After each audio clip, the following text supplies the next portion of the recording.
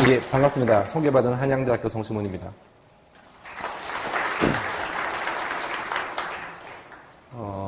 오늘 이 자리에서 제가 소개해 드릴 거는 CFD에 관련된 이제 이론, 기본 이론, 기초 이론을 말씀드릴 건데, 그 전에 간단하게, 저에 대해서 소개를 해드리면, 저는 사실 오늘 이 주제와는 맞지 않아요. 저는 전공이 유체역학이긴 하나 실험 유체역학이고요.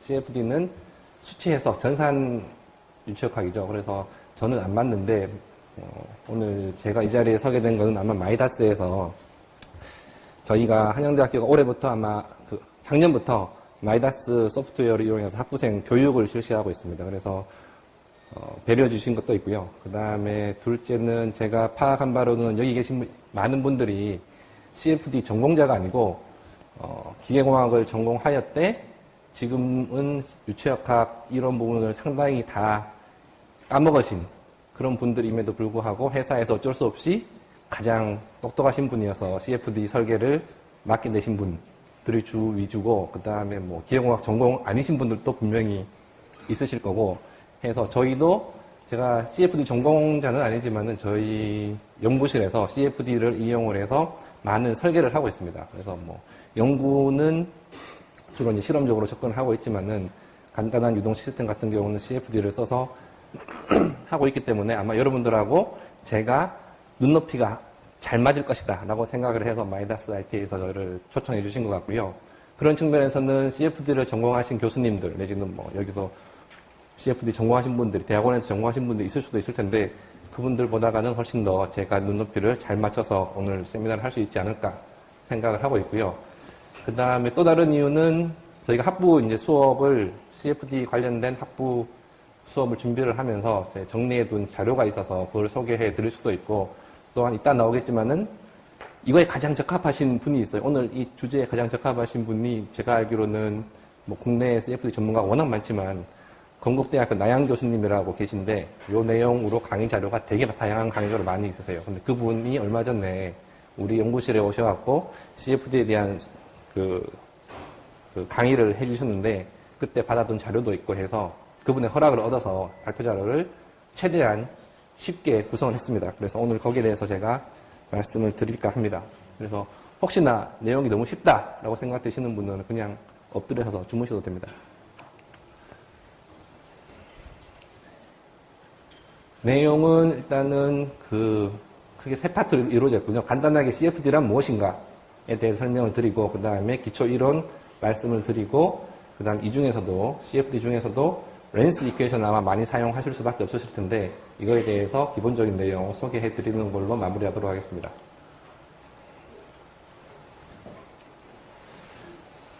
일단은 CFD는 전산 유체역학인데, 유체역학이라고 하는 것은 쉽게 말해서 유체들의 움직임을 연구하는 학문이죠. 그래서 유체 입자의 움직임이라고 하면은 유체 입자가 이동하거나 회전하거나 변형을 하는데 그런 것들을 일으키는 힘까지도 함께 연구하는 학문이 바로 플루이드 다이나믹스 유체역학이 되는 거고요. 이거를 연구하는 방법은 크게 세 가지 방법이 있습니다. 이론적으로 접근하는 방법, 제가 전공하는 실험하는 방법, 그리고 오늘 주 내용인 이 수치 해석적으로 컴퓨터 시뮬레이션을 통해서 연구하는 방법, 이 세 가지 방법이 있는데 이 중에서 오늘 주된 내용 이 CFD 같은 경우는 일반적으로는 유체 유동장을 미리 예측하기 위해서 사용합니다. 이미 있는 유체 유동 시스템에 대해서 무슨 현상이 왜 일어나는지 알아보기 위해서도 많이 적용하고 있지만 원래 목표는 기존에 없는 시스템을 내가 설계를 하고자 할 때 미리 그 성능을 예측하기 위해서 CFD를 활용을 하는데, 이거를 잘 활용을 하려면 유동 시스템에서 일어나는 물리적인 현상을 수학적으로 모델링을 잘 해야 되고요. 그 다음에 이 수학적으로 모델링된 것을 컴퓨터를 이용해서 잘 수치 해석적으로 접근해서 해를 잘 구해야 되고요. 그리고 이런 것들을 잘 할 수 있는 소프트웨어 툴들을 잘 사용을 해야 됩니다. 근데 이거를 여기 앉아 계신 분들이 다 하라고 하면 너무 힘들겠죠. 저보고 하라 그래도 힘듭니다. 그래서 이제 마이다스 IT 같은 데서 이미 이런 것들을 다 해놓고 여러분들은 사용자 입장에서 사용을 잘 하면 되는데 잘 하는 게 그렇게 많이 쉬운 일은 아닙니다. 그래서 오늘 강의가 있는 것 같고요. 그래서 CFD라고 하는 것은 어떤 대수 방정식으로 이루어진 일련의 그 편미분 방정식을 모델링을 하게 되면 편미분 방정식 나오는데 편미분 방정식을 컴퓨터를 써서 잘 그 해를 구해보는 것이 바로 CFD가 됩니다. 그래서 이 CFD를 하면 무슨 장점이 있냐 생각하면 자동차 주변에 이런 유동장들을, 눈에 안 보이는 유동장들을 보이게끔 가시화시켜줄 수도 있고요. 그 다음에 총알이 이렇게 날아갈 때 뭐 음속으로 날아가죠. 초음속으로 날아가게 되는데 총알 주변에 유동장이 어떻게 발생을 하는지 또 잡아낼 수 있고, 바다에 이런 구조물을 설치를 할 때 바닷물의 조류의 움직임하고 파도하고 구조물하고 어떤 인터랙션을 하게 되는지, 아니면 바닷물 표면의 움직임이 어떻게 변화하는지 이런 것들을 예측해 볼 수 있다는 겁니다. 이걸 다 실험으로 한다라고 하면은 엄청난 비용이 들어가는데 CFD를 잘 활용만 할 수 있으면 이런 것들을 손쉽게 결과를 얻어볼 수 있다는 겁니다. CFD 종류는 크게 세 가지가 있는데 DNS라고 불리는 Direct Numerical Simulation, Large AD Simulation, 그 다음에 Reynolds Averaged Navier-Stokes Equation, RANS라고 하는데 이 세 가지가 있는데 세 가지 특징이 있습니다. 지금 보시는 바와 같이 얘는 아주 작은 유동, 디테일한 것까지 다 표현하고 있죠. 얘는 LES는 DNS보다는 덜하지만은 그래도 어느 정도 디테일한 표현까지, 유동까지는 잡아내고 있습니다. RANS라고 하는 것은 전체적인 모양은 비슷하게 나오는데 디테일한 건 없어지고 하여튼 거시적인 유동장들만 보여주고 있죠. 이런 특징들이 있습니다. 이것들에 대해서 오늘 간단하게 소개해 드리도록 하겠습니다. 그래서 이따가 차이를 조금 더 설명을 해드리겠지만 DNS는 뭐냐 하면은 아까 전에 제가 수학적으로 유동장을 모델링을 할 필요가 있다고 했는데 그렇게 모델링 된 거를 어떠한 가정도 없이 컴퓨터를 이용해서 푸는 거예요. 그래서 이름이 바로 직접 수치모사, Direct Numerical Simulation이 되는 거고 어떠한 가정도 안 들어갑니다. 그래서 여기서 에러라고 하는 것은 사용자가 잘못 사용하지 않는다 하면은 에러라고 하는 것은 수치 에러. 컴퓨터에서 이제 디지털라이즈 하면서 생기는 그 수치 에러 외에는 나머지 에러는 없습니다. 그래서 가장 지금 현재 현존하는 기술 중에 유동장을 잘 이해할 수 있는 방법인데 문제는 뭐냐 하면은 이 유동장 안에 보게 되면 유동장 안에는 크게 움직이는 큰 모션들이 있고 유체가 크게 움직이는 경우도 있고 아주 짜잔하게 움직이는 경우도 있는데 짜잔한 모션까지 다 잡아내야지 이게 이 해가 의미가 있기 때문에 그렇게 하기 위해서는 컴퓨터의 리소스가 엄청나게 필요합니다. 얼마 전에 알파고 얘기도 했었는데 알파고가 사용하는 컴퓨터보다 훨씬 더 큰 리소스를 사용을 해서 문제를 풀어도 이만큼 뜯어내기 힘듭니다.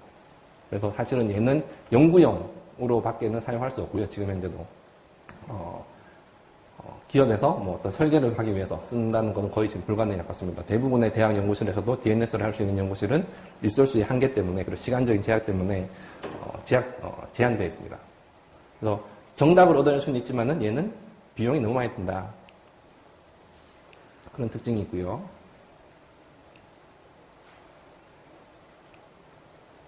안 넘어가는데. 그 다음에 LES, Large Eddy Simulation인데 큰 에디만 시뮬레이션 하겠다는 겁니다. 큰 소용돌이, 큰 유동의 모션들만 잡아내는 수치해석 기법입니다. 그래서 여기 보시면 이게 조력 발전에 들어가는 그 날개들인데, 터빈 블레이드들인데 이 주변의 유동장들을 시뮬레이션을 했는데 아까 전에 앞서 보셨던 DNS보다는 그 작은 모션들은 없지만 큰 모션들은 잘 잡아내고 있습니다. 그래서 얘는 그 DNS보다는 훨씬 더 경제적이죠. 경제적인데 여전히 많은 컴퓨터 리소스를 필요로 하고 있고 얘도 아직까지는 기업 활동에서 적용하기에는 컴퓨터 리소스가 너무나 많이 들고 또 이거는 돌리기에는 CFD 전공자가 돌려도 그 해가 정확하게 나오지 않는 그런 문제들이 있기 때문에 아직까지도 필드에서는 많이 사용되고 있지는 않습니다. 하지만은 DNS로 해결할 수 없는 문제들을 최대한 물리적인 현상들을 잘 반영하면서 알아낼 수 있는 방법이기도 합니다. 그 다음에 오늘 주된 내용이 될 이 레이놀즈, 에버리지, 나비아-스톡스 이퀘이션 같은 경우는 말씀드렸지만은 그냥 데스크탑 컴퓨터, 노트북으로도 해를 얻을 수 있는 아주 효과적인 방법입니다. 가장 오래된 시추해석 방법 중에 하나고요. 그러다 보니까 비용은 적게 드는데 대신에 해가 앞에 있는 두 개보다는 덜 정확하겠죠. 그래서 에러가 어느 정도 있다는 겁니다. 그래서 사용자가 얼마만큼 그 CFD에 대해서 잘 아느냐, 유체역학에 대해서 잘 아느냐에 따라서도 이 결과가 많이 달라질 수 있고요. 그 다음에 내가 어떤 방법을 써서 수치 해석을 하느냐에 따라 결과는 달라질 수 있지만 어쨌거나 기업 활동을 하시면서 설계를 하실 때 우리가 손쉽게 접근할 수 있는 수치 해석 방법입니다. 그래서 오늘은 요거 위주로 설명을 해드리려고 하고 있습니다. CFD에 대한 일반적인 과정을 살펴보게 되면 크게 세 파트로 나뉩니다. 프리 프로세싱하고 솔빙하고 포스트 프로세싱. 프리 프로세싱은 뭐냐면은 내가 지금 CFD를 해야 되는 유동 형상을 정하고, 지금 이거 같은 경우는 실린더 주변에 유동이 되겠죠. 그 다음에 이 실린더 주변의 유동에 대해서 그리드를 이렇게 생성을 시키고 적절하게 생성시켜야 됩니다. 그 다음에 이렇게 되어 있으면은 얘를 이제 그 수학적으로 모델링 된 거를 적용을 해서 문제를 풀어야 되겠죠. 이거 푸는 거는 그 소프트웨어가 해줄 거고요. 그렇게 해서 해가 나오면 그 해를 적절하게 눈에 잘 보이게끔, 우리가 이해하기 쉽게끔 플래팅을 해주는 포스트 프로세싱, 이 세 단계로 이루어졌는데, 그냥 그리드 제너레이션하고 풀고 포스트 프로세싱해서 가시화하고 하면은 참 좋은데, CFD는 그러지 않죠. 그리드 제너레이션해서 솔빙 한 다음에 제너레이션이 제대로 됐는지 확인해야 됩니다. 그래서 이 과정을 수도 없이 반복해야 돼요. 전문가가 해도 이거를 수도 없이 반복해야 되고, 만약에 여러분들 중에 오늘 이걸 처음 사용하시는 분들이 있다 그러면은 아마 상상을 초월하는 정도로 계속 반복을 하셔야 될 거예요. 왜냐하면은 고체 문제하고는 다르게 유체 문제는 아주 넌리니어한 이퀘이션을 푸는 거기 때문에 사용자가 사용을 어떻게 하느냐에 따라서 해가 천차만별로 바뀝니다. 그래서 반복적으로 이거를 계산을 해야 되는 그런 번거로움이 있다라는 특징이 있습니다. CFD에 대한 기본적인 소개를 마치고 그러면 조금 더 구체적으로 CFD에 대해서 한번 살펴보도록 하죠. 그래서 우리가 CFD를 한다라고 하면 유체 유동을 해석하는 건데, 유체 유동의 종류가 크게 두 가지가 있습니다. 들어보셨을 텐데 라미나 유동, 식류 유동하고 터뷸런스, 난류 유동이 있죠. 그래서 라미나 유동이라고 하면은 유동장이 매우 스무트하고 그 다음에 아주 규칙적으로 흐르는 유동입니다. 수도꼭지를 예를 들면 수도꼭지에서 물이 나올 때 투명한 물기둥 형태로 물이 흘러져 내려오면은 얘는 라미나 플로예요. 근데 물이 칼칼칼칼 쏟아져 나온다. 투명하지 않다. 그러면은 터뷸런트 플로라고 보시면 됩니다. 다른 예로 레이놀즈가 1800년대 실험했던 건데, 원관에다가 관 내에다가 물을 흘려 보내준 다음에 주사기 바늘을 이용해서 물감을 이렇게 흘려 보냈을 때 얘가 하루에까지 이렇게 그 물감이 스트릭이 이렇게 남아 있으면 얘는 측류 유동이에요. 마치 유체 입자가, 물감 입자들이 줄줄이 사탕처럼 엮여갖고 유치원 애들이 이렇게 발맞춰 걸어가듯이 걸어가는, 그렇게 움직이는 유동이 라미나 측류 유동입니다. 난류 유동은 어떻게 되냐면은 하자마자 아주 어지럽게 이렇게 분산되는 유동, 이것이 난류 유동입니다. 그래서 랜덤하게, 가장 한마디로 난류를 표현한다라고 했을 때 가장 적절한 단어가 랜덤한 유동, 이 유체 입자의 움직임이 랜덤한 유동, 이 바로 난류 유동이고, 폰카르만의 정의를 빌리자고 한다면은, 유체가, 액체나 기체가 고체 표면을 진학하거나 아니면은 같은 유체라고 하더라도 속도가 다르게 두 유체가 진학하고 있을 때 유체 내에서 발생되는 아주 불규칙한 운동, 내지는 랜덤한 운동이 바로 터뷸런트 플로우다라고 했는데, 이런 난류 유동장이 있으면 난류 유동장에다가 속도를 측정하는 프로브를 갖다 놓고 속도를 시간에 대해서 기록을 해보면 난류 유동 같은 경우는 어느 한 순간에도 스테이하지 않고 계속해서 움직입니다. 속도가 계속해서 변한다는 거예요. 매 순간순간. 반복되지 않습니다. 같은 속도가, 이 패턴이 반복되지 않아요. 이 패턴 자체가 랜덤하다는 거예요. 라미나 유동은 내가 어떤 조건을 바꿔주지 않는다 하면은 계속해서 같은 속도를 유지하는 거예요. 이게 라미나 유동이에요. 그 중간에 있는 트랜지션 같은 경우는 어떤 순간에는 라미나처럼 보이다가 어떤 순간에는 터뷸런트처럼 보이는, 이것이 왔다 갔다 하면서 보이는, 이게 이제 트랜지셔널 유동이 되고, 우리가 관심 있는 것은 대부분의 유동장이 자연계에서는 터뷸런트 유동인 경우가 많습니다. 그래서 내가 지금 설계를 해야 되는, 관심 있는 유동장이 라미나 유동인지 터뷸런트 유동인지 구분하는 게 가장 CFD 하실 때 먼저 하셔야 될 내용입니다. 그래서 그럼 라미나 터뷸런트 플로우 어떻게 구분하나 생각해 보면, 결국 우리가 유체 역학을 갖고 CFD 한다는 것은 뭐냐면은 유체 유동을 설명해주는 보전 법칙 세 가지가 있죠. 그래서 자연계의 보전 법칙인 질량 보전 법칙, 운동량 보전 법칙, 에너지 보전 법칙 세 가지가 있는데, 유체 역학이라고 하는 것은 그 보전 법칙을 유체 유동에 적용을 해서 내가 원하는 인포메이션을 알아내겠다는 거거든요. 유체 유동도 자연계에서 일어나는 현상이기 때문에 보존 법칙을 반드시 만족시켜야 되고 그 보존 법칙을 적용해서 유체 역학적으로 의미 있는 속도 벡터니까 뭐 x 방향 속도, y 방향 속도, z 방향 속도 세 가지하고 그다음에 프레셔 이 네 가지의 미지수를 알아내려고 하는 것이 바로 유체 역학입니다. 그래서 실험적으로 알아내든 이론적으로 알아내든 지금 수치해석적으로 알아내는 건데 그 중에 이제 보존 법칙 중에 하나가 바로 뉴턴의 제2법칙, 모멘텀 보존 법칙인데 잘 아실 거예요. F는 ma 중학교 때부터 배웠던 거니까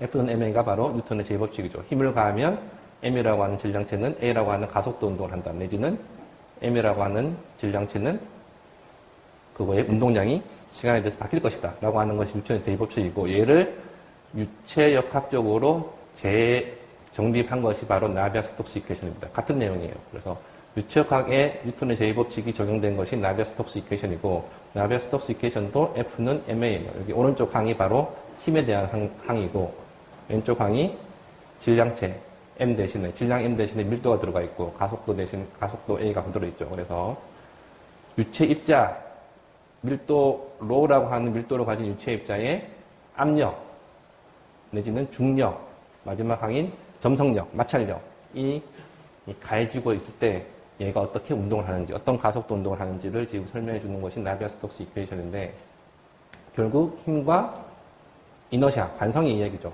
그죠? 그래서 이런 각각의 힘들과 그 다음에 이 관성의 비를 갖고 우리가 그 무차원수를 정의를 합니다. 그래서 들어보셨을 텐데 레놀즈 수는 관성력과 점성력의 비고 그 다음에 관성력과 압력의 비가 바로 이 프레셔 코에피션트 내지는 오일러 수가 되는 거고 중력과 관성력의 비가 바로 프루드 넘버가 됩니다. 그래서 유체역학에서는 대부분 다 이렇게 무차원수를 갖고 이야기를 하는데 이 중에서 이 레놀즈 수가 중요합니다. 레놀즈 수를 가지고 라미나 유동인지 터뷸런트 유동인지 구분을 하게 됩니다. 그래서 우리 학생들도 우리 학부생들도 아니면 우리 대학원생들도 흔히 착각하고 있는 게 이 라미나 유동하고 터뷸런트 플로우하고 구분하는 기준이 뭐냐라고 하면은 레놀즈 수라고 대답을 잘합니다. 그 기준되는 값이 뭐냐고 물어보면 무조건 2000이라고 그래요. 교과서에 2000이라고 되어 있거든요. 근데 2000에는 조건이 있습니다. 그냥 2000이 아니고 인터널 플로우인 경우 파이프 유동, 채널 플로우인 경우에 한해서는 레놀즈 수 2000을 기준으로 이보다 훨씬 작으면 라미나 유동, 훨씬 크면 터뷸런트 유동. 2000 금방이면은 저도 몰라요. 라미나일 수도 있고 아닐 수도 있고 그때 유동 조건에 따라 다릅니다. 관이 얼마만큼 스무트한 관이냐, 러프한 관이냐, 그 다음에 레저버에서 들어오는 그 유동이 얼마만큼 터뷸런트 성분을 갖고 있느냐, 안 갖고 있느냐에 따라서 2000 근처에서는 라미나일 수도 있고 터뷸런트일 수도 있고 아니면 진짜 그 중간인 트랜지션일 수도 있고 그래서 이걸 갖고 일반적으로 판단을 하는 거고 얘는 인터널 플로우일 때 그렇다는 거예요. 익스터널 플로우, 예를 들어 경계층 유동이다. 아까 전에 뭐 자동차 근처의 유동, 자동차 주변의 유동, 아니면 뭐 날아가는 총알 주변의 유동인 경우는 익스터널 플로우죠. 외부 유동이죠. 그 경우는 레놀즈 수가 달라요. 50만, 경계층인 경우는 50만을 기준으로 50만보다 훨씬 작으면 측류 유동, 훨씬 크면 난류 유동으로 생각하시면 됩니다. 이걸 일단은 여러분들이 확인하시고 난 다음에 CFD를 하셔야지 그만큼 비용이 세이브 될 거예요. 이따 다시 말씀드리겠습니다. 그래서 어떤 동일한 유동장이라 하더라도 레놀즈 수에 따라서 유동 패턴이 다 달라집니다. 그래서 이거 같은 경우는 레놀즈 수를 정리를 했었을 때 10 정도 되는 거고 얘는 30, 얘는 2000, 얘는 10,000 정도 되는 건데 유동장이 다 다르죠. 이거는 측류입니다. 이때는 측류고 이때는 이제 난류가 되는 건데 보시다시피 측류 유동은 CFD 하기도 쉬워요.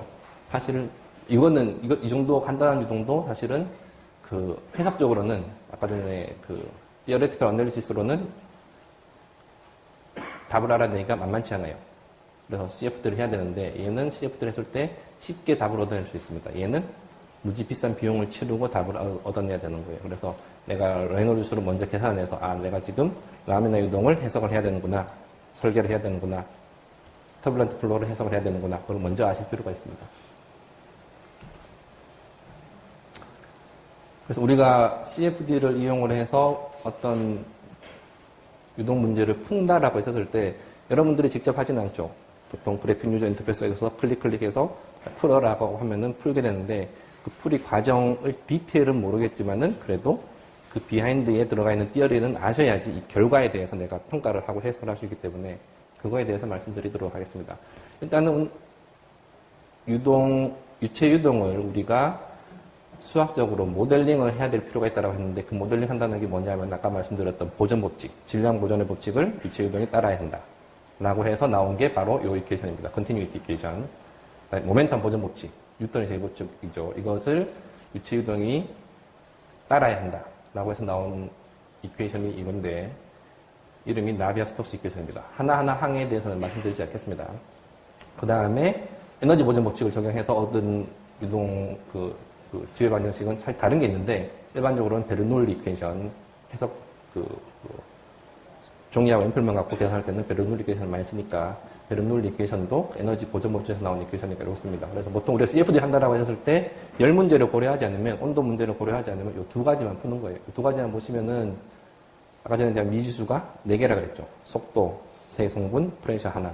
그래서 여기가 속도 U1, U2, U3 하고 그다음에 프레셔 미지수 4개고 식이 4개입니다. 여기 1개, 요 식은 하나가 아니고 3개죠. X 방향식, Y 방향식, Z 방향식. 전체적으로 식이 4개고 미지수 4개이기 때문에 우리가 풀 수 있다는 거예요. 손으로도 풀 수 있는데 뭐 몇만 년 걸리겠죠. 몇십만 년 걸릴 것이고 컴퓨터로 풀면은 DNS로 풀면 그것도 몇십 년 걸릴 것이고 LES로 풀면 몇 년 걸릴 것이고 렌스로 풀면 오늘 안에 해결할 수 있고 그렇게 됩니다. 그럼 어떻게 푸느냐 컴퓨터는 이런 이퀘이션들을 어떻게 푸느냐 이산화해서 풉니다. 컴퓨터가 풀 수 있도록 이산화하는데 예를 들어서 앞에 보면은 이런 미분항들이 있죠. 속도를 미분하고 뭐 프레셔를 미분하고 이런 항들이 있는데 그런 항들을 이런 이산화 디스크리타이제이션이라고 하는 수치해법으로 미분을 하는데 쉽게 말하면 이거예요. 예를 들어서 파란색이 여기 하늘색이 내가 알아내야 되는 어떤 X 값 대비 시간 값 대비 어떤 Y 값의 변화라고 한다 치면은 시작 포인트는 내가 알고 있는 거예요. 이니셜 컨디션을 알고 있는 거죠. 0초일 때 이 Y는 0이 된다는 걸 알고 있는데 내가 예를 들어 듬성듬성 1초 뒤에 얘는 얼마일지 2초 뒤에 얼마일지 3초 뒤에 얼마일지 이거를 듬성듬성 계산을 하게 되면 파란 선은 따라가는 게 아니고 주황색 선이 된다는 거예요. 근데 1초 뒤로 생각하지 않고 이걸 따라가기 위해서 이거 기울기는 내가 알고 있다 했을 때 이 파란색의 기울기를 알고 있다 했을 때 0.5초 단위로 이거를 기울기를 따라서 선형적으로 기울기를 따라서 가다 보면 이렇게 되는 거고 0.5초가 아니고 0.25초, 0.125초 계속 반으로 줄여 나가다 보면 내가 얼마만큼 세분화해서 기울기에 대해서 시간을 증가시키면서 이거 Y값을 예측을 하느냐에 따라서 보면 점점 파란색이 근접하게 되어 있죠. 그죠?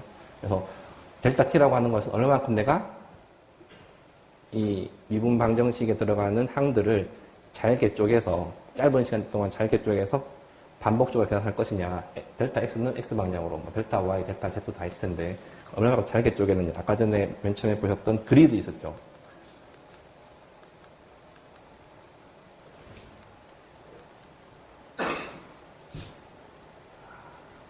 넘어가겠습니다. 시간이 없으니까. 그리드를 얼마만큼 세밀하게 세밀하게 구성을 할 것이냐. 그거하고 이거하고 연결되어 있다는 거예요. 그래서 듬성듬성해도 결과는 나옵니다.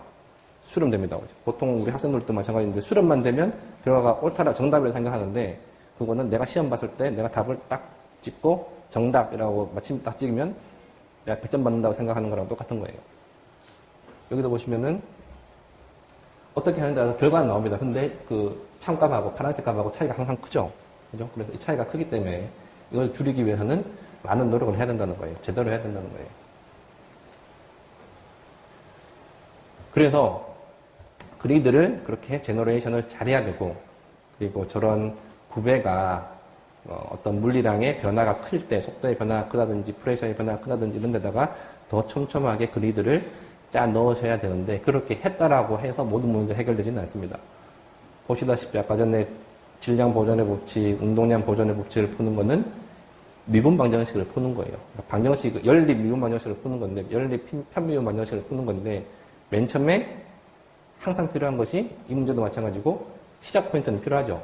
시작 포인트가 0초일 때 y는 0이라는 값을 갖는다는 시작 포인트가 필요한데 이 시작 포인트를 잘못 집어넣어서 0초일 때 1이라는 값을 갖는다고 생각해서 문제를 풀면은 아무리 이 h라는 값을 기울기를 잘게 쪼개는다 하더라도 이 여기를 따라가는 거예요. 파란색으로는 절대 근접 안 됩니다. 이니셜 컨디션 주는 게 중요하다는 거예요. 다른 말로 바운더리 컨디션 주는 게 중요하다는 거예요. 시간에 대해서는 이니셜 컨디션, 공간에 대해서는 바운더리 컨디션을 적절하게 쓰는 것이 필요로 한데 무진장 중요한데 제가 회사에 가보거나 아니면 우리 학부생들 아니면 심지어 제 방에 있는 저희 대학원생들도 그냥 맡겨놓으면은 소프트웨어 회사에서 그냥 만들어 놓은 디폴트 값을 씁니다. 그 유동 시스템에 맞는 이니셜 컨디션을 찾아내고 바운더리 컨디션을 찾아내고 그걸 집어넣어서 해를 구하려고 하는 게 아니고 잘 모르니까 그냥 디폴트 값을 쓰는 거예요. 그러면은 엉뚱한 결과가 나온다는 거예요. 결과는 나옵니다. 결과만 나오면 이게 답은 아닌데 이렇게 어떤 식으로 하면 결과가 나오는데 틀린 결과가 나온다는 얘기죠. 그래서 CFD를 할 때 중요한 거는 뭐냐면은 그리드도 적절한 그리드를 구성하는 게 필요하지만 당연히 필요하지만 이니셜 컨디션, 바운더리 컨디션을 반드시 알아야 되는데 이거는 CFD로 알 수가 없어요. CFD 하기 전에 알아야 되는 거예요. 그래서 CFD를 하시는 분들도 이런 건 아셔야 된다. 그리고 이니셜 컨디션, 바운더리 컨디션이 수치 해석의 그 솔루션에 지대한 영향을 줍니다. 근데 이걸 어떻게 아느냐? 항상 이 문제에 봉착하는데 결국은 이거를 하기 위해서 학부 때 유체역학을 배우고 대학원 가서도 이론을 배우는 거예요. 일단은 내가 이미 나한테 인포메이션이 주어져 있는 곳을 CFD 해석의 경계로 잡습니다. 아까 전에 실린더 주변에 유동 공장이 있었는데 그냥 사각형이 아니고 내가 이미 어딘가에 인포메이션을 알고 있으면 거기서부터 시작을 해야 된다는 거예요. 그것을 경계로 잡아야 됩니다. 경계로 해서 시작해야 되고 일단은 이니셜 컨디션, 바운더리 컨디션을 내가 모르면 실험을 해서라도 알아내야 된다는 거예요. 안 그러면 CFD 하는 게 큰 의미가 없다는 거예요. 결과가 엉뚱할 수가 있기 때문에. 도저히 실험할 상황이 아니다. 실험할 조건이 안 된다라고 하면은 가장 비슷한 경우에 대해서 실험을 했거나 CFD 했던 논문들을 찾아서 거기서 따와야 된다는 거예요. 그것도 안 된다. 그러면은 학부 때 배웠던 유체역학에서 배웠던 컨트롤 발륨 어널리시스 다 까먹으셨겠지만은 다시 기억을 하셔서 교과서를 보고 원디 어널리시스입니다. 그거라도 해서 경계에서 지금 속도가 어떻게 되는지, 포물선 속도 뭔지, 난류 속도 뭔지, 아니면 프레셔가 뭐 어느 정도까지 드랍이 되어 있는지 아셔야 되는 거고, 내가 만약에 경험이 많다. 그럼 이거 다 생략하고 그냥 직관에 의해서 줄 수도 있겠죠. 여기는 아울릿이 대기압일 거야. 라고 줄 수도 있습니다. 근데 이거 다 쉽지 않은 얘기, 어느 정도 경험이 있어야 되는 거고, 가장 여러분들한테 잘 맞는, 여러분들이라고 하는 거는 CFD 전공자가 아님에도 불구하고 회사에서 가장 똑똑하셔서 CFD를 맡게 되신 분들 하는데 적절한 경우는 제가 볼 때는 센서티비티 테스트인 것 같아요. 이니셜 컨디션 여러 가지를 바꿔주면서 시뮬레이션 해보고 그 결과가 얼마만큼 이니셜 컨디션에 의해서 많이 바뀌는지를 보는 거예요. 바운더리 컨디션도 바꿔가면서 해보고 결과가 얼마만큼 거기에 센서티브한지를 테스트를 해봐서 내가 주고 있는 이니셜 컨디션, 바운더리 컨디션이 적절하다, 아니다 라는 거에 대해서 자신감을 가져야 된다는 거예요. 그도저도 아니면은 어쩔 수 없죠. 뭐 디폴트 쓰는 수밖에. 근데 어떤 경우가 됐든 그 결과는 이니셜 컨디션, 바운더리 컨디션에 따라서 바뀔 수도 있다. 이 결과가 이 정도의 오차를 갖고 있다는 것을 아시고 설계를 하셔야 된다는 거예요. 그래서 아까 전에 CFD 타입이 3개 있다고 그랬죠. 그래서 DNS 같은 경우는 앞서 보여드린 나비아-스톡스 이퀘이션을 어떠한 가정 없이 그대로 푸는 거예요. 컴퓨터로 이용해서. 그래서 가장 비쌉니다. 이거 풀이하는데 여기 넌리니어 텀들이 있기 때문에 엄청난 비용이 들어가요.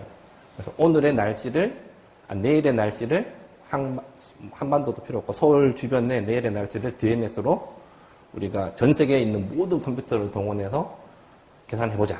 내일 날씨를 정확하게 예측하기 위해서. 라고 했을 때 내일 날씨가 언제쯤 나오냐면은 몇십 년 뒤에 나와요. 아무 의미 없죠. ADS도 마찬가지. ADS 같은 경우는 이 나비아-스톡스 이퀘이션을 DNS로 하면 너무 시간이 오래 걸리니까 얘를 모델링을 통해서 이런 거에 대한 모델을 통해서 좀 계산량을 줄여주는 케이스가 라지 에디 시뮬레이션이에요. 그래서 아까도 얘기했지만은 난류인 경우는 유체입자가 크게 움직이는 경우도 있고 짜잔하게 움직이는 경우도 있는데 대부분의 에너지는 유체입자가 크게 움직일 때 그 에너지가 에너지가 거의 많이 들어가 있어요. 그래서 에너지 측면에서 짜잔하게 움직이는, 소소하게 움직이는 애들은 그냥 시뮬레이션 하지 않고 모델을 통해서 그냥 어떤 값으로 집어넣어버리고 크게 움직이는 애들만 수치적으로 제대로 풀겠다라고 하는 것이 바로 라지 에디 시뮬레이션이고요. 그 식은 이렇게 되는데 여기까지만 일단 이해하시면 될 것 같아요. 렌스 이퀘이션은 뭐냐? LES보다 훨씬 더 많은 것을 모델링을 합니다. 그래서 에너지 분포가 이렇게 있으면 크게 움직이는 애들, 중간 움직이는 애들, 조금만 움직이는 애들이 있으면은 조금만 움직이는 애들, 중간 움직이는 애들, 크게 움직이는 애들 전부 다 무시해버리고 그냥 평균적으로만 나비아-스톡스 이퀘이션을 시간에 대해서 풀겠다라고 하는 것이 렌스 이퀘이션이에요. 그래서 얘는 덜 정확한 대신에 무지 빨리 적은 비용으로 계산할 수 있는 거고 이 두 가지는 정확한 대신에 비용이 많이 들어가죠. 그래서 회사 레벨에서 쓸 수 있는 건 아니에요. 학교 레벨에서도 ADS만 하더라도 학교 레벨에서 학교 연구실 단위에서 쓸 수 있는 데가 그렇게 많지 않아요. CFD를 전문으로 하는 랩에서만 할 수 있는 수준입니다. 좀 더 구체적으로 살펴보게 되면 이 터뷸런스에서 이렇게 뭐 큰 모션, 큰 움직임, 작은 움직임이 있다라고 말씀드렸는데 이게 뭐냐면은 켈빈 헬먼츠 그 인스테빌리티에서 여기 볼텍스 플로 와동이 소용돌이가 생기는 건데 위에는 빠르게 움직이는 물체, 밑에는 느리게 움직이는 물체가 지나간다 할 때 발생되는 유동 구조고요. 여기만 보시더라도 여기 뭐 볼텍스 하나, 둘, 셋, 넷, 다섯 개 이렇게 크게 다섯 개 보이죠. 이 안에 또 들어가서 보게 되면 큰 소용돌이 안에 작은 소용돌이들이 엄청나게 있습니다. 작은 소용돌이 안에 더 들어가보면 더 작은 소용돌이들이 있습니다. 그래서 이 큰 소용돌이의 크기는 전체적으로 이렇게 유동장 사이즈, 도메인 사이즈에 비례해서 라지 스케일이 결정된다고 생각하시면 되고요. 스몰 스케일은 콜모그로프 스케일이라고 하는데 가장 작은 스케일을 콜모그로프 스케일이라고 하는데 큰 스케일 안에 큰 소용돌이 안에 작은 소용돌이, 작은 소용돌이 안에 더 작은 거, 더 작은 거에서 어디까지 작아지느냐? 콜모그로프 스케일까지 작아진다는 거예요. 그래서 계산하는 거는 뭐 여러 가지 뭐 전성계수하고 디스페이션 이런 거 있는데 이건 어려우니까 생략하고 이런 하여튼 스몰리스트 스케일까지 내려가서 그리드를 짜줘야 된다. 이거보다 훨씬 더 작은 그리드를 생성을 시켜서 그거에 대해서 나비아-스톡스 이퀘이션을 푸는 것이 DNS입니다. 그러니까 시간이 엄청나게 걸리는 거죠. 그래서 내가 DNS를 한다는 얘기는 라지 스케일도 다 풀어내고 스몰 스케일도 다 풀어낸다는 거예요. 그래서 이 B를 보게 되면 이 B가 레놀드 수의 뭐 4분의 3승 이렇게 되어 있는데 이것이 바로 그리드의 숫자가 관계된다는 거예요. 그래서 레놀드 수가 뭐 10만 올라가도 10의 4분의 3승, 여기 넘버로 그리드랑 관련된다는 거고, 이 3D DNS를 한다는 얘기는 이제 X방향으로도 N개, Y방향으로도 N개, Z방향으로도 N개니까 이거의 3승이죠. 그래서 뭐 정확히 대충 이야기하면 레놀드 수의 2승인데 레놀드 수를 10배로 올리게 되면 그리드 숫자는 100배가 더 많은 그리드가 필요하다는 거예요. 그래서 DNS는 컴퓨터 리소스가 많이 필요하다라는 얘기고요. 일단 DNS하고 LES하고 결과만 비교해보면 DNS는 이렇게 크게 움직이는, 이렇게 볼로하게 크게 움직이는 유동, 그 다음에 짜잔하게 이렇게 움직이는 유동을 다 잡아냅니다. 그래서 결과를 보게 되면 이렇게 뭐 빨간 거, 파란 거, 중간에 녹색, 사이사이에 노란 것도 있고 작은 유동들이 다 보이죠. 근데 LES를 하게 되면 이렇게 나옵니다. LES를 하게 되면 전체적으로 파랗고 빨갛고 하늘색 이런 건 보이지만은 디테일하게 빨간 거 안에 또 빨간 게 있고 이런 건 잘 안 보이죠. 스몰 스케일 같은 경우는 얘는 계산하지 않고 CFD로 계산하지 않고 모델을 써서 어떤 값으로 처리를 하겠다는 거예요. 필터링을 한다라고 하는데 필터링을 해서 계산량을 줄인다는 겁니다. 그것이 바로 LES의 개념이고요. 요 카툰으로 이야기하자면은 관내 유동에서 작은 스케일, 작은 소용도까지 다 잡아내겠다는 것이 DNS입니다. 계산량이 엄청나게 많아지는 거고 LES는 어차피 에너지는 대부분 다 이 큰 소용돌이에 다 들어가 있기 때문에 작은 거는 그냥 무시하고 모델을 써서 처리를 해버리고 큰 것들만 제대로 계산하겠다라는 거 하는 게 LES가 되는 겁니다. 그래서 이거를 다시 프리퀀시로 이야기를 하게 되면 속도 프로브를 여기다 갖다 놓고 측정했을 때 실제는 이렇게 막 계속 변해가는 유동인데 DNS는 이걸 다 잡아내는 거고 LES는 그냥 이렇게 스무트하게 크게 변하는 것들만 잡아낸다는 거예요. 그러면은 렌스는 뭐냐? DNS, LES는 렌스를 어떻게 다르냐? DNS, LES는 방금 설명했고 렌스는 그게 아니고 이런 모션들이 있으면 그냥 다 무시하고 이거의 평균값만 계산하겠다는 거예요.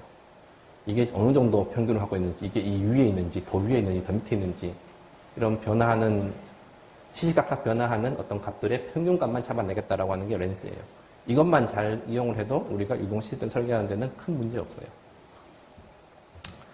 이거를 에너지 스펙트럼으로 이야기를 해보게 되면 이게 프리퀀시라고 생각하시면 됩니다. 그래서 프리퀀시가 높다는 얘기는 작게 움직인다. 작고 빠르게 움직인다는 얘기고, 프리퀀시가 낮다는 얘기는 큰 소용돌이가 천천히 움직인다는 생각하시면 돼요. 그래서 이 DNS 같은 경우는 큰 모션부터 작은 모션까지 다 계산한다는 거고, LAS는 큰 모션, 중간 모션만 잡아내고, 작은 모션들은 가정을 통한 모델을 통해서, 가정에 기초한 모델을 통해서 계산하겠다는 것이고, 렌스는 큰 모션, 아주 제일 큰 모션들만 잡아내고, 수치에서 잡아내고, 나머지는 다 모델하겠다는 거예요. 이런 차이가 있습니다. 이런 특징들이 있다는 걸 아시고요. 다시 한번 정리를 해보게 되면, 아마 대부분 여기 계신 분들은 DNS, LAS가 뭔지는 궁금하실 텐데, 사용하실 일은 없으실 것 같고, 대부분 렌스를 사용하실 것 같아요. 그래서 보시게 되면, 그리드를 요구하는 그리드 숫자는 렌스가 제일 작습니다. DNS가 제일 많고, 컴퓨테이셔널 코스트도 DNS가 제일 리소스가 많이 잡아먹고요. 렌스, 데스크탑, 노트북 수준에서도 할 수 있습니다. 에큐러시는 당연히 DNS는 정답인 거고, LAS는 중간답인 거고, 렌스는 오차가 큽니다. 그래서 컴퓨터 클래스는 PC, 얘는 워크스테이션, 얘는 슈퍼컴퓨터가 필요한 거죠. 달리 이야기하면 같은 얘기인데, 그리드를 얘는 콜스하게 짜도 되고, 렌스 같은 경우는 대신에 평균 유동만 알 수 있다. 계속해서 이렇게 유치입자들이 막 요동을 치는데 그런 요동장 하나도 잡아내지 못하고 무시하고 평균적인 값들만 알아낼 수 있다는 게 렌스고, DNS는 그 모든 걸 잡아내겠다라고 하는 게 DNS가 됩니다.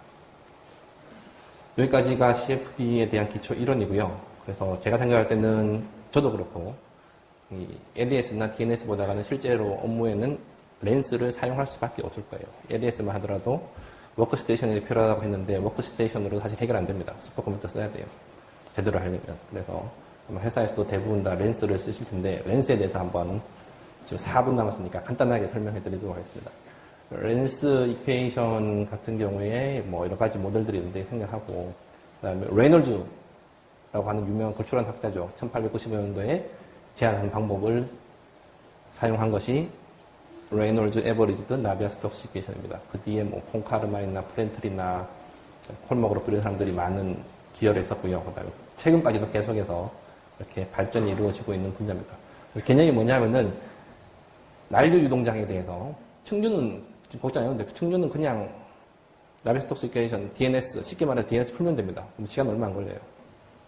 충류에서는 그 작은 모션이라고 하는 게 없기 때문에 그냥 풀면 되는데 이제 난류 풀 때가 문제인데 난류를 보게 되면 매 순간순간 동일한 위치에서 매 순간순간 속도장을 보게 되면 이렇게 바뀐다는 거예요. 어떻게 바뀔지는 신도 몰라요. 시간이 없으니까 넘어가겠는데 아인슈타인도 난류를 포기하고 상대성 이론 발표회에서 노벨상 받은 거예요. 그래서 모르는 거예요. 이거 어떻게 변할지 모르는데 이거를 쭉 겹쳐놓고 보면은 이런 프로파일들을 속도 프로파일도 쭉 겹쳐놓고 보면 대충 이렇게 속도 분포가 이렇게 되는구나, 이렇게 된다는 걸 보이죠. 평균으로 하면은 이것들의 특징을 내가 이야기해 줄 수 있다는 거예요. 그래서 평균적인 것만 내가 잡아내겠다고 하는 것이 바로 렌스 이퀘이션입니다. 그래서 설명을 한 거고요. 그래서 오랜 시간 동안 어떤 속도의 변화를 내가 다 잡아내서 그것을 평균값을 취하겠다라고 하는 게 기본 개념이고요. 그래서 원래의 나비아 스톡스 이퀘이션, DNS가 사용한 나비아 스톡스 이퀘이션에 대해서 통계적으로 시간에 대해서 평균을 취한 것이 이 렌스 이퀘이션이 되는 거고, 문제는 통계적으로 접근하다 보면은 아까 전에 미지수 4개라 그랬죠. 속도 3개, 프레셔 하나, 4개인데 안타깝게도 미지수가 더 생겨요. 그 방정식의 숫자는 4개로 그대로 유지되는데 미지수만 합이 10개로 늘어나게 됩니다. 그래서 그 추가된 미지수가 뭐냐면 여기 있는 레놀즈 스트레스 텀이라고 하는 건데, 레놀즈 스트레스 텀이 미지수가 6개가 더 추가되는 거예요. 그래서 얘를 어떻게 처리하느냐가 관건입니다. 어떻게 처리했냐면은 옛날 사람들이, 프렌틀이라는 이런 사람들이 그냥 일반 스트레스, 비스커스 스트레스와 동일하게 처리하자라고 하는 아주 단순하고 무식한 아이디어에 출발했는데 그게 대박이 난 거예요.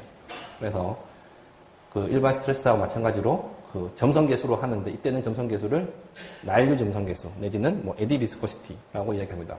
그런 개념을 써서 얘를 한번 표현을 해보자. 방정식 숫자가 모자라니까 6개로 표현을 해보자라고 한 것이 이 렌스 이퀘이션의 시작입니다. 그래서 미지수 10개, 방정식 4개인데 이런 건 모델링을 통해 갖고 레놀즈 스트레스에 대한 모델링을 통해서 방정식 숫자하고 미지수 숫자하고 맞춘 것이 바로 렌스 이퀘이션이라고 보시면 되고요. 이렇게 맞췄을 때 개념이 랭드 스케일하고 빌러시티 스케일, 그러니까 유동장, 난류 유동장의 랭드 스케일하고 빌러시티 스케일을 찾아내는 게 이제 주된 태스크가 되는 겁니다.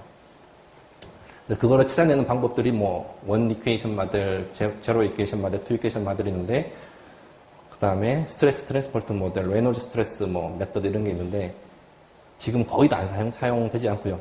지금 살아남아 있는 것은 이 투 이퀘이션 마들밖에 없습니다. 요거에 대해서 간단하게 설명을 드리겠습니다. 그래서 들어보셨을 텐데, 스팔랄트 알마라스라고 하는 사람이 나타나서 이제 원 이퀘이션 모델로 해서 CFD가 많이 발전했고요. 근데 이거보다 지금은 거의 안 쓰기 때문에 성평용하도록 하고 지금 투 이퀘이션 모델 많이 쓰죠. K 입실론 모델, K 오메가 모델 많이 쓰죠. 그래서 K 입실론 모델, K 오메가 모델이 설명하는 바가 뭐냐 하면은 아까 전에 레놀즈 스트레스를 모델을 해서 반정지 숫자하고 미지 숫자 맞춰줘야 되는데 K라고 하는 터뷸런트 키네틱 에너지, 그 다음에 입실론이라고 하는 디스페이션 라고 하는 방정식에 대해서 그걸 이용을 해서 에디 비스코시티, 여기는 에디 비스코시티를 잡아내겠다라고 하는 것이 이 투 이퀘이션 모델의 기본입니다. 그래서 나머지 레놀즈 스트레스 텀들을 다 그냥 피해서 문제를 풀겠다라고 하는 게 기본이고, 하나하나 설명드리면 이 이야기가 길어지기 때문에, 그리고 저도 이 부분은 잘 모르기 때문에 여러분들이 꼭 필요한 얘기만 말씀을 드리면 투 이퀘이션 모델도 계속해서 발전해 왔습니다. 사람들이 연구를 많이 해서 점점 임프로브를 해왔고, 지금 여러분들이 사용하실 수 있는 소프트웨어, 마이다스 소프트웨어도 마찬가지고 다른 소프트웨어도 있을 텐데 사용하실 수 있다라고 하면은 리얼라이저블 K 입실론 모델이라고 하시는 것을 사용하시면 됩니다. 그래서 이거는 어떤 저작권이 있는 게 아니기 때문에 어느 소프트웨어 회사다 다 제공될 수 있는 거라서 K 입실론 모델을 사용한다 그러면은 그냥 앞뒤 안 보고 리얼라이저블 K 입실론 모델을 사용하는 것이 가장 정답에 근접한 해를 구할 수 있는 방법입니다.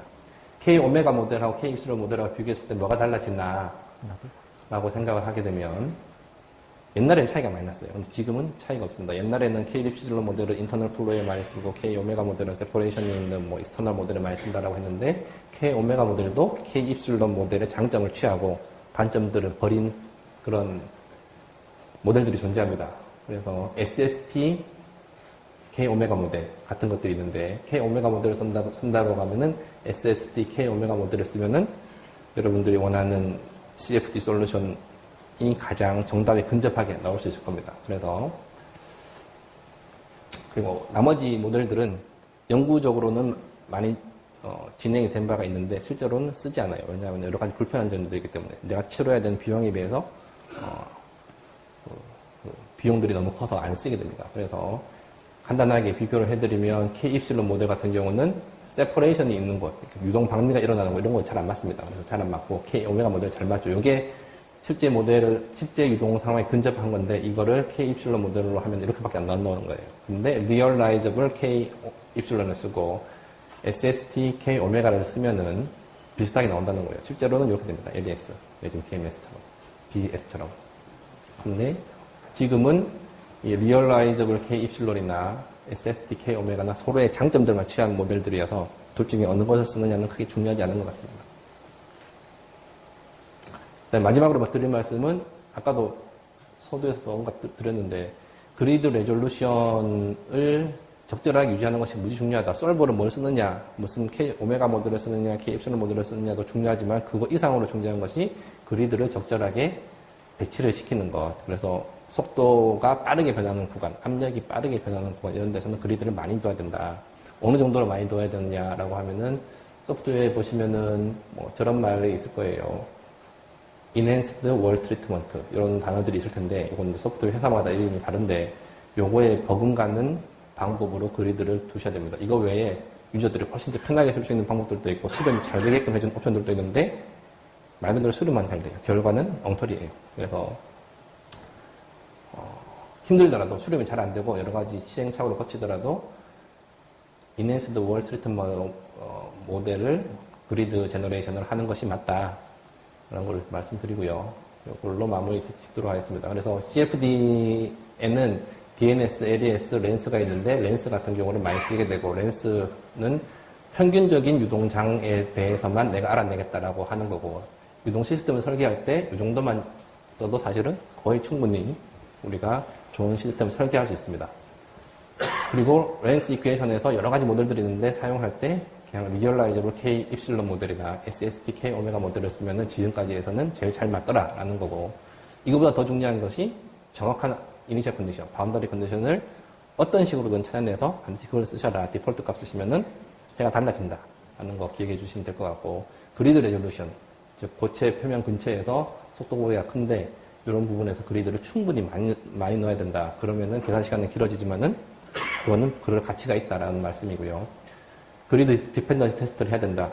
그리드를 충분히 넣어야 된다는데 얼마만큼 충분히 넣느냐. 결국 시행착오 해볼 수밖에 없다는 거예요. 10,000개 넣어보고 50만 개 넣어보고 100만 개 넣어보고 200만 개 넣어보고 결과가 바뀌는지 안 바뀌는지를 반드시 확인해 보셔야 된다는 거예요. 그리드를 많이 넣고 적게 넣고에 따라서 결과가 달라지기 때문에. 그리고 오늘 자료의 대화의 한 상당 부분은 건국대학교 나영 교수님이 CFD 전문가세요. 이분이 제공하신 거니까 반드시 기억을 해주시고요. 그 다음에 시간이 짧아서 많이 말씀을 못 드렸는데 학부 수준의 유체역학 이론에 대해서 좀 궁금하시다라고 생각하면 제 1년치 강의가 이미 인터넷에 다 올라가 있어요. 유튜브에도 올라가 있고요. 우리나라에서 관리하는, 교육부에서 관리하는 코리아 오픈 콜스웨어 공개 강의 사이트가 있는데 구글에 들어가서 송치문 유추하면 제일 먼저 나옵니다. 2개 나오니까 1학기 거, 2학기 거 다 나오는데 무료 공개 강의니까 활용하시면 될 것 같습니다. 여기까지 마치도록 하겠습니다. 감사합니다.